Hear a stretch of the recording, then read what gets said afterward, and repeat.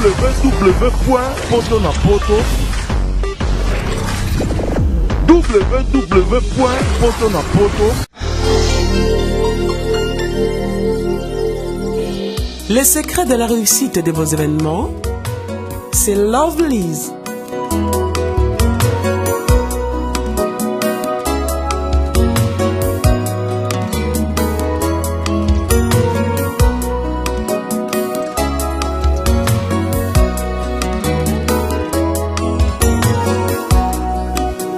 It's simple.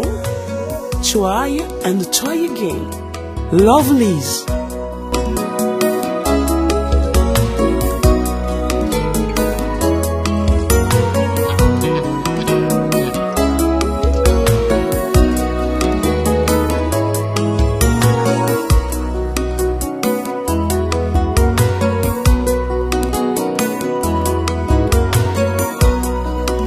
Lovelyz événementiel, c'est l'excellence à votre service.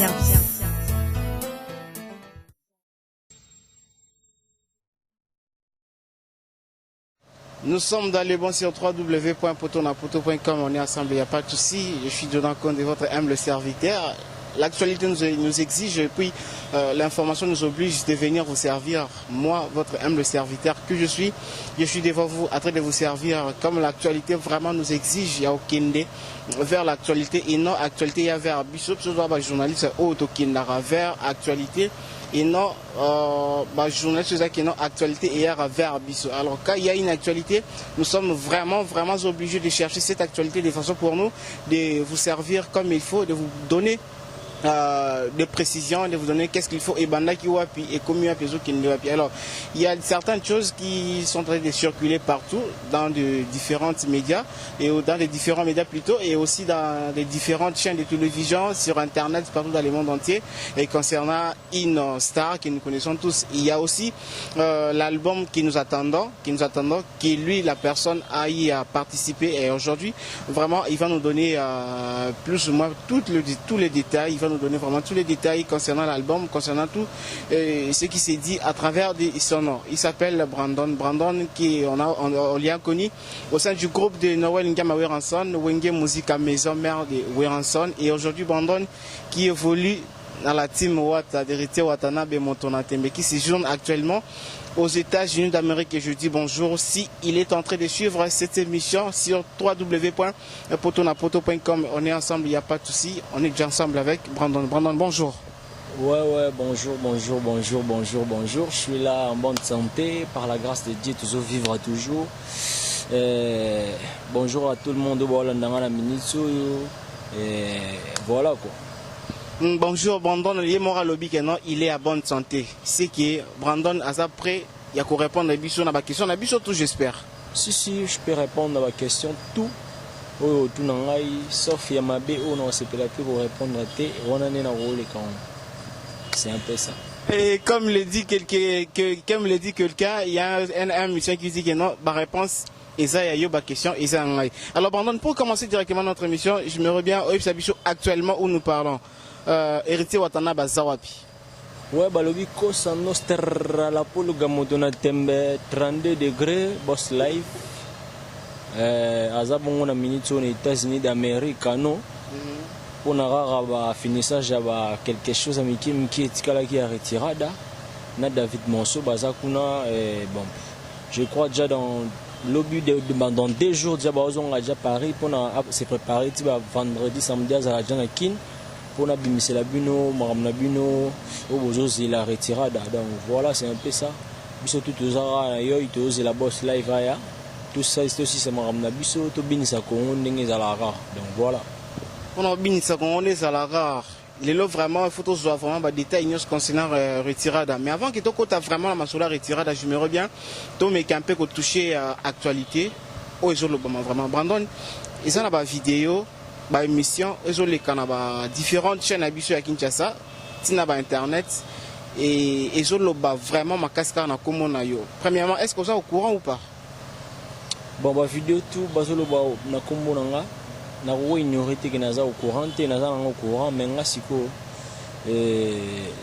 natika no si sa question naza au courant il est au courant parce que ça biso to ba journaliste surtout moni li kamambala moko ils appellent na balandara biso na baero partout dans le monde entier balandara biso et Kersi Maël que je salue le coordonnateur il y a poto na poto depuis France et puis Lamine Mosakoli katina nkolo na piso bambote belé boss na ngai bayebi mam na ngina loba Oza Star, une grande star dans les mondes, qui Pawera, les loges héritiers, vraiment, tu fais du buzz, comme on a formé sur le banc partout. Est-ce que, avant peut-être un côté à Mozindo, il y a vie privée, est-ce que vous vraiment préciser dans l'opinion, relation à Yona Cousse de Poulet? Cousse de Poulet, il y a dansé, tu es dans la maison mère depuis qu'elle a. Toujours on travaille ensemble et puis relation avec ce sucre on travaille, donc voilà. À part Wana, le roi a sauté et puis on a ligné vraiment dans sa émission sans me rendre Cousse de Poulet parce qu'elle fait sa vie, moi aussi je fais ma vie, donc voilà, c'est un peu ça. Oui, c'est un peu ça. Tout le monde a Cousse de Poulet. Moi j'ai suivi une émission qui Cousse de Poulet lobby que Brandon a BBC laïe, ba relation naïe, ba mibali naïe. Nyonso oye Cousse de Poulet azalaki na bango Brandon mutabenga bango na téléphone a gangela bango ki ezambala suka Cousse de Poulet a moi sinanga bolongwana do bolinga ka yesuste a moi sinanga désormais a moi sinanga na kobala do BBC le ba coopération na nyonso azalaka nango c'est vrai ou c'est faux? Maramne sto lo bana na obaki bien na lo bien on peut bien na répondre na maramwana tipo na za na besoin te za la non na lo bebo na salaire non je veux pas de problème non ça vie nanga il pas ça vie na ye ngana na maramna na sala ka ipasa maramna sala donc naza a mingi retirada. Oui, on s'est mis retirada mais Brandon Kobo santé que biso to ba journée tout le cas vraiment ko éclaircir na opinion na mambozo l'Obama partout dans le monde. Parce que tant où y est Cousse de Poulet na lundi pe na quatre émission à lobby boye Dona Konde moi je te dis la vérité na sala ki na Brazza muta benga na zonga Kinshasa na Kinshasa eza Brandon ta futelinga billet. Yo zoni. Wana skofo ko tunaye ah ouais, on a fait 600 euros à Ninga Bandaloba. Parce que nous avons un donc, la vie, on a vie, on a bête mingi, c'était que nous avons pour répondre à ma cambo Cousse de Poulet. Nous avons répondre à ma cambo Italie retiré d'album où on a boaki. Donc c'est un peu ça, on a TV. Ce que vous avez pour ma quiz. Bozona binonga te pona lingi ba polémique on a tenu na lobby boya leki a lobby boy ngana lobby boya non na lingi bongo te dans na zomi pe sa respect na ko nanga parce que non sa vie nanga à part non sa vie nanga maram nanga italinga moko donc maram na ye petali moko aza petite sœur nanga na respecta kai donc voilà on pour qui ma dossier na mbala moko loba na ba meloman na yonyo so ba o lingaka musala ya Brandon nini bakolo ba papa ba vidéo non c'est sur les canaux pour qui mamba mo li solo wana otu amoni ga vidéo on c'est pelisiete o ba dolo bana ba komona ba ya ba biso ba o tout faisant intéresser msu komona ngeza na kati bo ba o tout ba ola nga ba fanatique nanga bo kipe marambona tie marambona eza nango ba abenga ngo ba Miss Girl ya mama mike tout le monde et musique est moi c'est un bon mais moi j'annonce la vie sans arrière-pensée sans marambo non moi je fais ma vie naebi vie nanga na tambusa ngo comprendre donc Brandon Avatar azawa na botika lo mona ngati na TV na fingi mutu botika lo mona ngati na boy mutu botika lo mona ngati lo bandela ngamba musique ya on va polémique à pamba wana je pas le temps. Moi je fais mon boulot, non concentré retirada et bima to beta bandoule donc pour sentir Thanatos, pour sentir force à voix, pour sentir pouvoir n'en binisa Congo donc c'est un peu ça. Vraiment merci beaucoup, c'est vraiment très bien répondu. Je crois bien que nous vous comprendre maman son ani Avatar lobby, il y a lobby boy.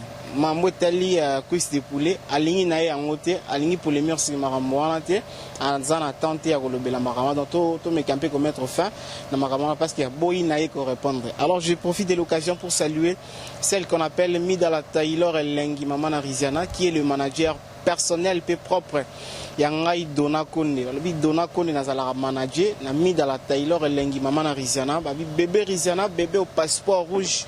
Merci beaucoup à toi bébé à Moukié mais à Orsel et la tonton maman donc vous pouvez pas imaginer. Merci beaucoup à toi bébé Riziana au passeport rouge et ici Mamie de la Taylor Lengi sans oublier Gladys Privé avec Gladys privé acoustique na Anvers na piso ba mote belé depuis Anvers Tarayo voilà Anvers Gladys privé acoustique ba mote belé sans oublier aussi celle qu'on appelle Bijou Pack à la patronne merci beaucoup à toi na Hollande Bijou Pack à la patronne na Hollande na piso ba mote belé merci beaucoup Avatar kokota sigo na kata mama na kata retirada mais retirada ngo depuis to banda Rosela ti wapi vraiment bon retirada mingi faut longola mo chapeau parce que makambo siko yango ibandi balobi retirada des albums na bino o bozozela o batu tout banda Rosela ba sentir ba Kuntardo ba sentir ba Brandon Avatar ba sentir ba Plata Ngwangi banzela tokei. Et puis, nous avons tout satisfait pour décider. Tout les retirades d'abord toujours bas la terre. Besoin déjà BM sur les marchés. Les autres bêta déjà partout dans le monde, la bar, la boîte, tout. Banzela, ba chauffeur partout, ba écran, tout ba BM. Chant on a pas déjà sali trouble na kata mboka ba disque tout et ba ndako chaba loyal. Et féminin parce que BM c'est quoi ça le roi mona suka. Mais ba yani baza. Ba oya vous sentir ba chant boss ayembi a décortiquer na musique vous sentir que musique intelligente mais c'est les chanteurs mais go ba bengi bon et à côté na makambo biso to beti 4 génériques sur 4 génériques on a décalé mon roi ba sel roi moi iba moi sans ko pirater le roi sondene ils ara wana mais bon parce qu'il y a propre non kala mingi tiro bima déjà et na 3 génériques à Kander Kafou ya frappe sur frappe place biso tout de travail place pour monde ba force ba démon de l'ambiance pour sentir ba Kuntardo pour sentir ba Plata donc tout travail qui te repose là toujours calme mais disque na bino déjà vidé et tu va mike d'ici fin un mois ou avant fin un mois vous avez déjà retiré sur le marché donc voilà retiré déjà sur le marché oui tonzimi parce que depuis fait au bandar kozela ngo pikara mais est-ce que vous avez non pendant que bino bo travail ma case oui parce que non ils appellent na ba animateur na ba orchestre en dessous ba travail sous ma case na coulisses oui ah ouais ba travailler ba continuer ba persévérer ba travailler toujours en coulisses et ça là bango ba grand garçon biso on a déjà une expérience on a robini ça ba Congo vous sentir que déjà to beta pe mondambu ba pe ba bina to ebi déjà ba force on a ba pouvoir on ndenge pe samara mais yosko tant en coulisses faut luka sko bini ça mais biso déjà to bini ça donc tu ebi déjà expérience on a ndenge bini ça na ba orchestre mususu mais pas na la team mota na bo bini ça ne que ba concert na biso ya pamba déjà na ba boîte beta mara ba bina ngo ba concert ya pamba et bosko disque auto concentré to cheba kindoki na kati pour mon kindoki ane kindoki vraiment ya ndoki ya pumba biso ke kindoki oh vraiment muto aloka ramna tikali ni biso sgoto cheba kindoki wana atanatos force ça là tant ba benga démo de l'ambiance ça pambati parce que ba animateur tout ba ebi force ngana banga Avatar s'il vous plaît c'est que o elobama kina na kata musique vraiment qui c'est ça makasi ça mamba solo musique ba o ba simba ba kisi ba kota ba fulu ba o ba simba ba kota ba ndako banganga ba bela maboma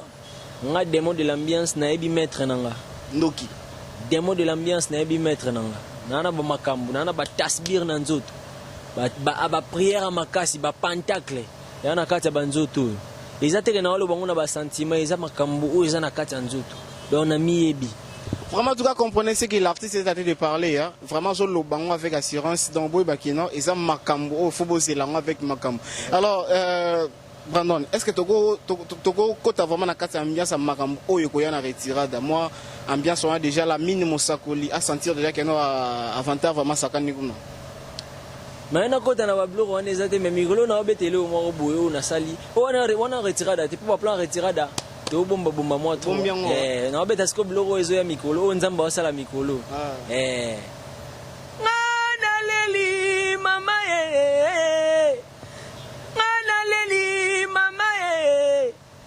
yoga golela na ngai mwana nayo nakomana sibana moko na ende moko na angolano moko na mwanda ifo watange yo pesa ngambongo na tangisa bana kelasi mobulu ndeko memanga na mboka babalisa nga petita kintsudi na sana mbongo yoka papa mukolo ayena bambongo na kota ngapena kati nanga yo musala mbongo nini wono no mbongo nini hey musala mbongo nini wono no eza ba message on comprend na dolela maman C'est là. Maman ozole là, c'est maman ya wapi. Eza nango cri. Non lela.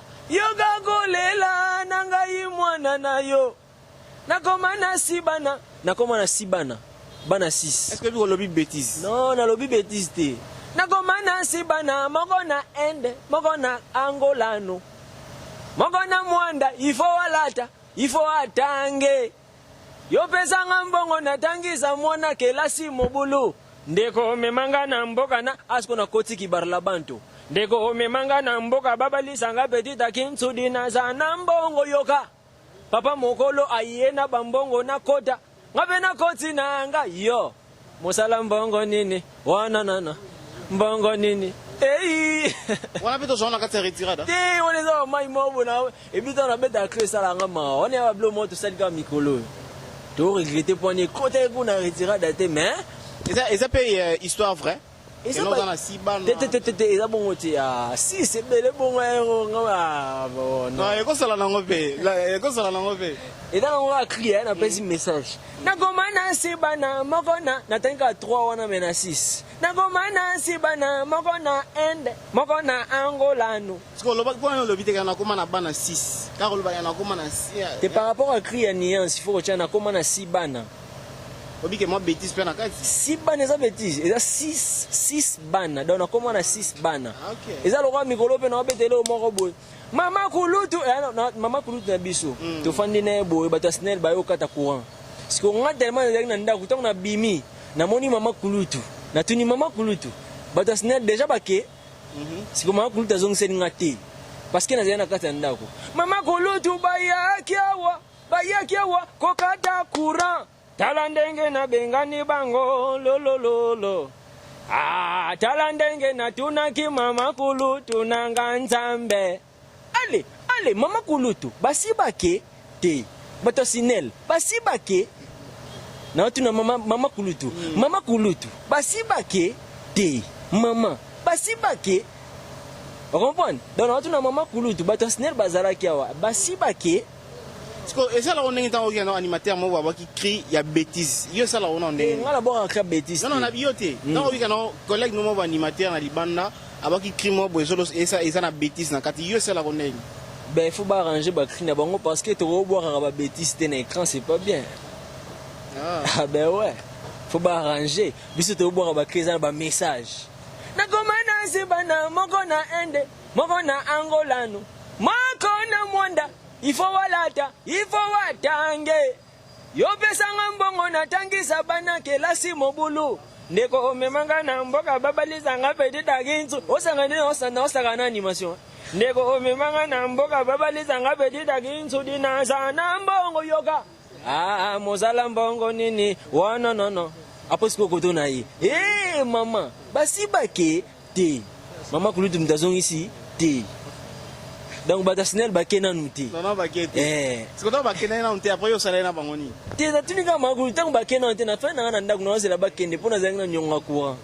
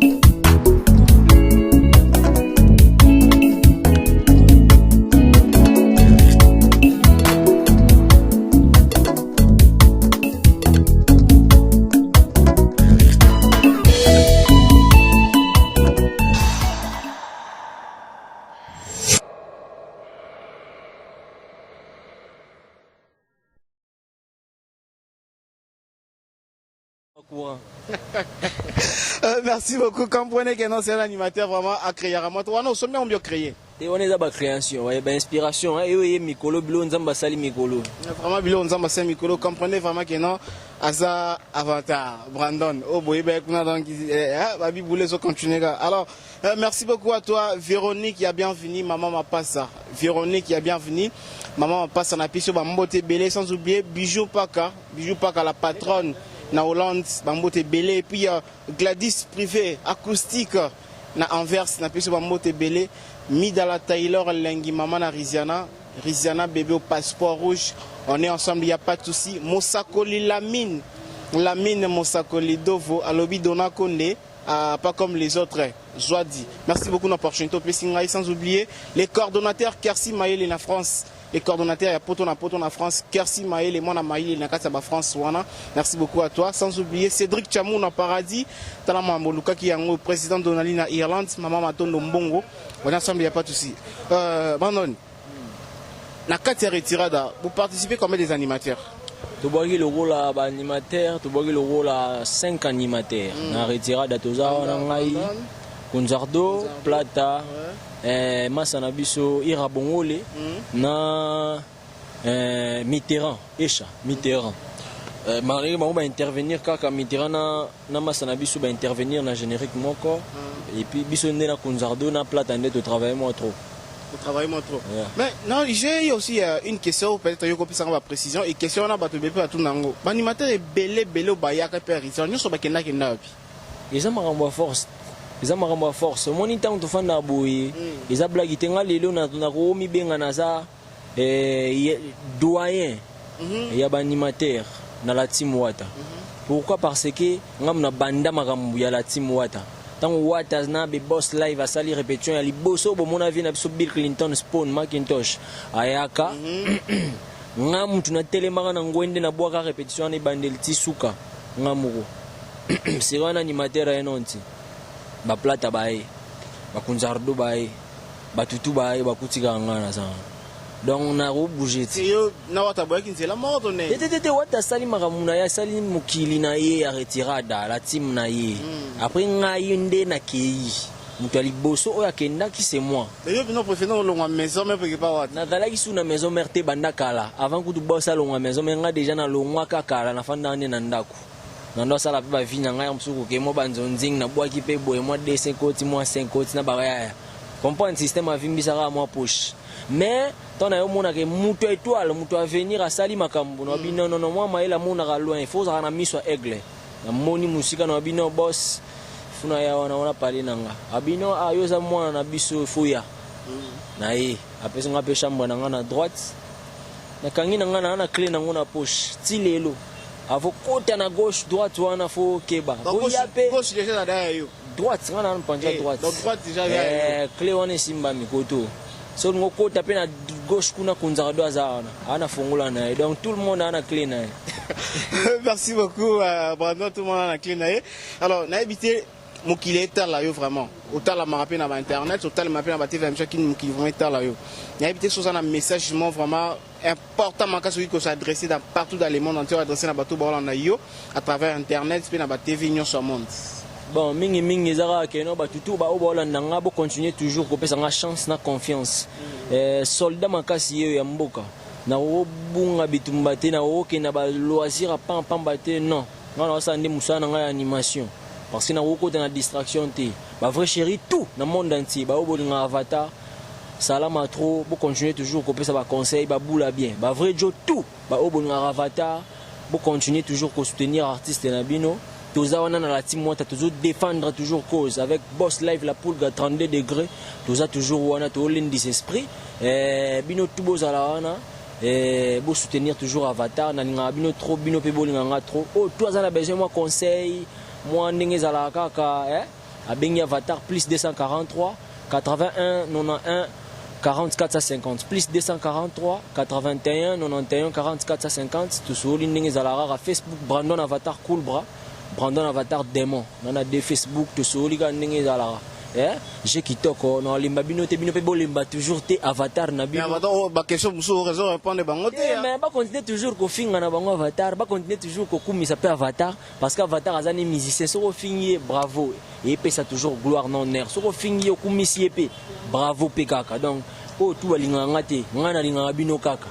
O tu balinga nga ngape na linga bino kaka. Na bino o bolinga ngate bo continuer toujours ko linga kaka mais rozala na jour bo linga. Parce que nous avons un secret, Keba, qui m'a un secret. Est-ce que tu as aussi ces missions au téléma? Merci beaucoup, vraiment. C'est presque la fin de notre émission, mais il y a des séquelles, il y a Mickey. Avatar marié ou pas? Je suis célibataire. Maman n'a pas zolela. Ah, nié. Ah, lélé. Dans ta vie professionnelle, Brandon, famille n'a représentant ni maman, bandeko, ba représentant ni dans ta vie professionnelle na yo. Ba réponse à quoi? Non, ba j'aurai place nini.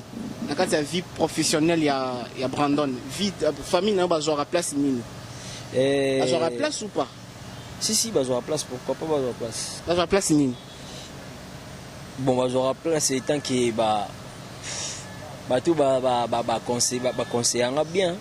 Na vie professionnelle nanga ya musique artiste ouais ya artiste musicien famille nanga bazwara ndeti intérêt mi ya ba conseil ya bien maramobele ya malamu balinga toujours na tambola endroit tiri na nzila o eza ya malamu donc balinga malheur nanga te famille nanga pe bazwara rôle na vie nanga artistique ce qu'on ni loba na bato baloba keno maman na conduire ko na ba erreur on a jamais mère ni olinga bota mwana ni pas conduire une erreur on a c'est que mère on a d'accord alingi mo anete donc so mère nanga conduire ngana erreur ben ngane ku disimati yabika ya linga ino Brandon tambola boye banga mikolo na yo zala boye boya mwasi oyo linga mwasi wana non ko boya mwasi o ko linga mwasi wana te wana ya choix na siko ya vie nanga wana za makamteke maman de fois tindo boya o linga o non ye azaka wana po epsanga ke sala luka mwasi o ya bien o ya discipliné o boko na na azo respecter c'est ça.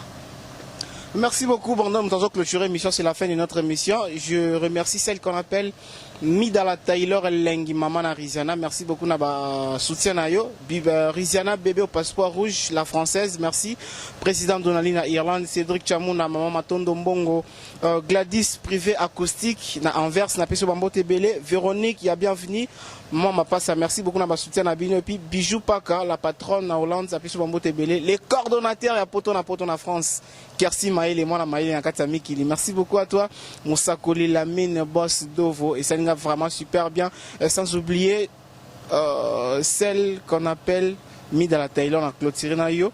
Et puis continue toujours à suivre www.potonapoto.com babi Dona Konde Facebook et on a so bengi so komika Dona Konde maman sur na Facebook pour na ba conseil maman son numéro de téléphone et ça au bengi to reçoit vraiment comme il faut. Alors notre préféré mission na biso ngana clôturé en thème Brandon a clôturé on so pas possible so ma biloko o ya na retirade d'appel ça bien terme qui est kaka et na retirade d'appel ça vraiment super bien.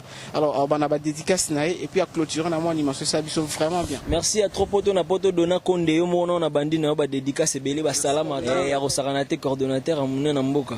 Balobi je kitoko vient nga JDT mbala moto na tembe JDT mbala petit na nga bonheur bobo Alain Bobo 24 heures chrono sans oublier Sam Bobo le leader Atanatos toujours azo sala Jerry Makabi Fadou soit dit le père de Brooklyn Doucier Cornel la vraie chérie sans oublier na côté ce qu'on pense à London to moni bat loro là ba Fallon Cavalli Margot Holandais ndeti keba mais Zalara toujours na cadre 12-15 sans oublier nani susu Kalusha Mputumani mon vieux Jerry Makabi diana tanga ki nolisa kusakwel batu tout o bolinga avatar guerrier na bino soda na bino makasi yo démon de l'ambiance na lela bino ya trop mikolo no ale la ra sibana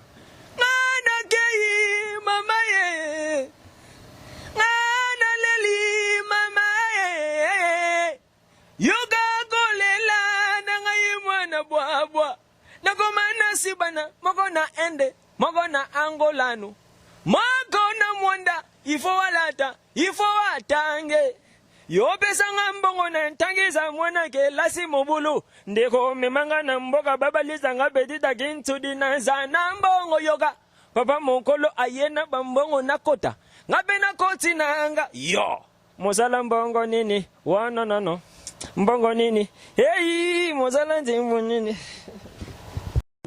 www.potonapoto www.potonapoto